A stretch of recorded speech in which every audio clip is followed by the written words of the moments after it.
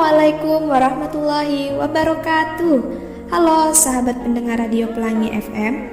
Berjumpa kembali bersama saya Febri selaku pemandu acara di sini dan ditemani oleh pemateri yaitu Kak Ruli. Apa kabar hari ini, Kak? Alhamdulillah sehat. Alhamdulillah. Ya, untuk para pendengar setia, semoga selalu dalam kabar baik ya. Ayo sahabat pendengar setia Radio Pelangi FM merapat ke sumber suara. Kita akan berbincang-bincang santai mengenai info sekilas edukasi. Penasaran gak sih tema edukasi pekan ini apa? Penasaran dong ya? Nah, temanya sumber belajar dalam pendidikan non-formal. Kita akan tanya-tanya kepada Kak Ruli seputar tema tersebut. Selamat menyimak sahabat Radio Pelangi FM.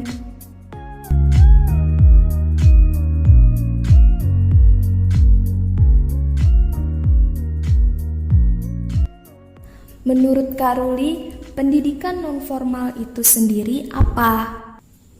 Sebelumnya, kita harus tahu dulu apa itu sumber belajar. Sumber belajar adalah tempat atau sarana prasarana sebagai penunjang proses pembelajaran untuk mencapai tujuan pendidikan. Di dalam sumber belajar, terdapat variasi media pembelajaran atau tempat berkumpulnya beragam media pembelajaran. Misalnya, perpustakaan. Di dalamnya terdapat banyak buku-buku pelajaran, buku fiksi, dan karya-karya sastra lainnya. Sumber belajar itu ada yang disengaja dirancang. Contohnya, gedung olahraga, laboratorium, dan lain-lain. Sumber belajar itu ada yang memanfaatkan potensi alam. Contohnya, kebun, sawah, pantai, dan sebagainya. Sumber belajar ada juga yang dari manusiawi. Contohnya seperti apa? Sekelompok peneliti, sekelompok ilmuwan, instruktur, pendidik, dan sejenisnya. Nah, itu gambaran tentang sumber belajar. Sangat banyak ya Kak, lembaga-lembaga yang menyelenggarakan PNF. Lalu, sumber belajar dari lembaga-lembaga itu apa sih Kak? Kita bahas dari yang pertama, yaitu pendidikan keaksaraan fungsional. Pendidikan ini termasuk pendidikan non-formal yang membelajarkan warga masyarakat penyandang buta aksara agar memiliki kemampuan calistung atau baca tulis hitung guna untuk kehidupan sehari-hari. Sumber belajarnya bisa dari tutor, instruktur, atau buku-buku pelajaran lainnya. Yang kedua, ada PAUD atau pendidikan anak usia dini.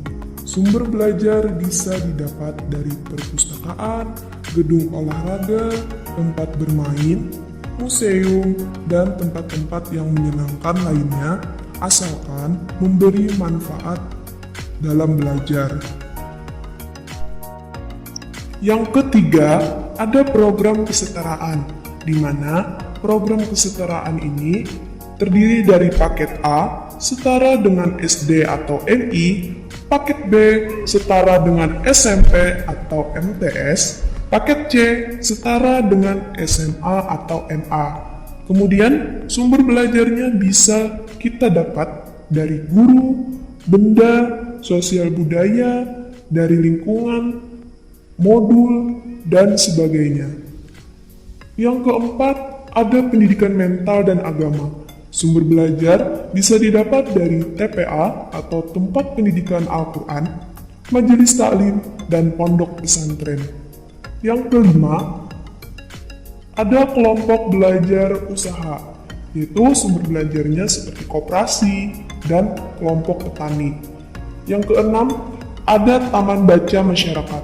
Sumber belajarnya seperti perpustakaan berjalan, di mana di dalam perpustakaan itu ada buku pelajaran, buku keterampilan praktis, buku pengetahuan, buku keagamaan, buku hiburan, dan karya sastra lainnya sesuai dengan kondisi objektif dan sesuai dengan kebutuhan masyarakat.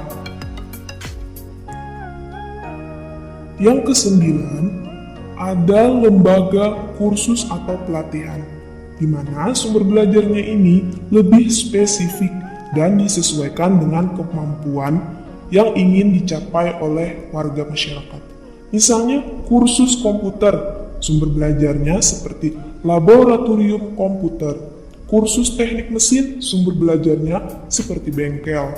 Nah, itu dia sumber belajar dari ke-9 lembaga pendidikan non-formal. Sudah jelas ya jawabannya? Oke, terjawab sudah 3 pertanyaan dengan singkat, padat, dan jelas dari Kak Ruli.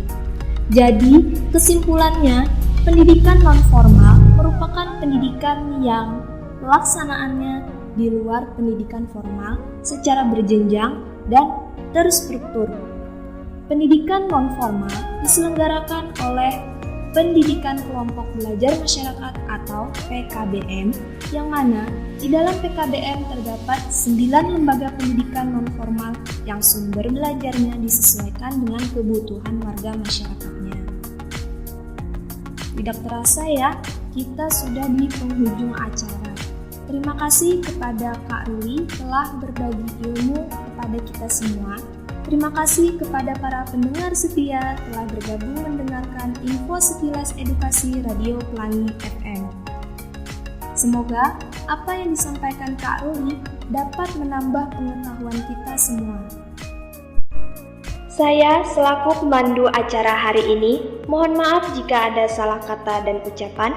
Sampai jumpa kembali di info edukasi Radio Pelangi FM, tentunya dengan tema edukasi yang berbeda di setiap minggunya. Saya pamit undur diri. Wassalamualaikum warahmatullahi wabarakatuh.